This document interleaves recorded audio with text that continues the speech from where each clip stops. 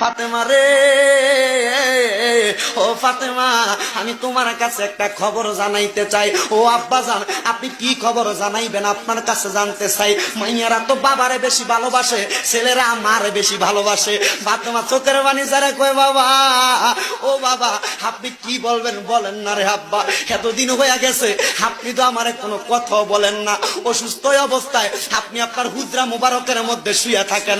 আমার দয়াল নবী কয়, রে জগৎবাসী, আমি যখন অসুস্থ অবস্থায় আমার হুজরা মুবারকের মধ্যে শুয়েছিলাম, আমার আল্লাহর নবী বলেছেন, মা বাইনা বাইতি ওয়া মিম্বারি রওজাতুম মির রিয়াদিল জান্নাহ। নবীর রওজা থেকে নবীর ঘর পর্যন্ত এটা জান্নাতের একটা টুকরা। এই জান্নাতের নাম হলো রিয়াজুল জান্নাহ।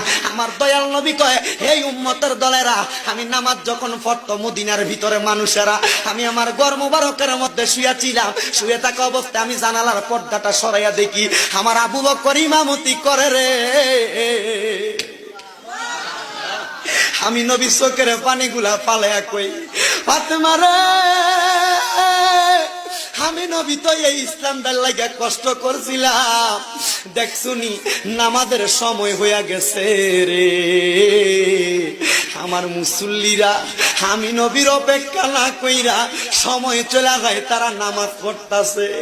আমার দয়াল নবী আল্লাহর দরবারে হাত তুলা কয়, মাবুদ রে, ও দয়াল আল্লাহ, কিয়ামতের আগ পর্যন্ত আমার উম্মতেরা যদি এমন ভাবে নামাজ পড়ে রে, আমার উম্মত রে, তুমি আল্লাহ জান্নাত ছাড়া জাহান্নাম দিও না। আমার গভীর মনোযোগ দিবেন। তাহলে আমার নবীকে আমার আল্লাহ যে ইন্তেকাল করাইছেন, মানে স্থানান্তর করছেন, আমার নবী নবীর উম্মতদেরকে শিক্ষা দেওয়ার জন্য কি করছেন একটু বুঝবেন। বাজান আমার দয়াল নবী মিলাদুন নবীর আলোচনার ধারাবাহিকতায় আলেমগণ হুজুরগণ অত্যন্ত সুন্দর আলোচনা করেছেন বাজানো। কিন্তু যখন আমার দয়াল নবী এখনো আগমন করে নাই, নবী আমার আগমন করার পূর্বে হযরতে আম্মাদান আয়েশা সিদ্দিকা, আম্মাদান আয়েশা সিদ্দিকা রাদিয়াল্লাহু তাআলা আনহা, ওই মদিনার কামলিওয়ালা দয়াল নবী রাহমাতাল লিল আলামিন নবীর কলিজার টুকরা স্ত্রী আম্মাদান আয়েশা সিদ্দিকা থেকে হাদিস বর্ণিত, আল্লাহ পাকের একজন বান্দা ওই জায়গার মধ্যে বসবাসরত অবস্থায় আমার দয়াল নবী রাহমাতাল লিল আলামিন নবীর আগমনের আগে বাইহাকি ইসহাক হাকাম রাহমাতুল্লাহ আলাইহি উনি বলতেছেন, মক্কা নগরীটা ছিল একবারে খারাপ অবস্থা, মক্কা নগরীর অবস্থা বেশি ভালো অবস্থা ছিল না। আমার দয়াল নবী আগমন করার পূর্বে ওই মক্কা নগরী মানে নবীদের বাড়ি মুবারক, তার সামনে নবীর হুজরা মুবারক, ঘর মুবারকের সামনে একটা ইহুদি বসবাস করত। ওই ইহুদিরা ওই জায়গায় থাইকা ব্যবসা বাণিজ্য করত, কাজকর্ম করত এবং তার মাল সামান গুলা মক্কা নগরীর মধ্যে বিক্রি করত।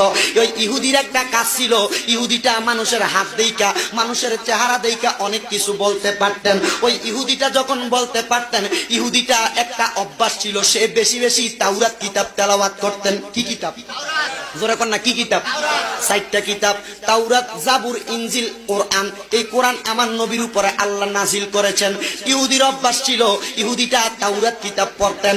ইহুদিটা যখন তাওরাত কিতাব পড়তেন রে, তাওরাত কিতাব পড়তে পড়তে পড়তে পড়তে পড়তে পড়তে উনি তাওরাত কিতাবের এক অংশের মধ্যে পাইলেন, তাওরাত কিতাবের মধ্যে লেখা আছে কুরাইশ বংশ নামক একটা বংশ আছে, ওই বংশের মধ্যে অনেক মানুষ বসবাস করে। কিন্তু আমার আল্লাহ পাক রব্বুল আলামিন আখিরি জামানার মধ্যে হযরতে খাজা আব্দুল্লাহর ঘরের মধ্যে, হযরতে মা আমেনার রেহমানি এই কুল মুবারকের মধ্যে আমার আল্লাহ পাক রব্বুল আলামিনের ইসলামটাকে পরিপূর্ণ করার জন্য এমন একজন নবী পাঠাইবো, যেই নবীটা হবে রাহমাতাল লিল আলামিন। সুবহানাল্লাহ।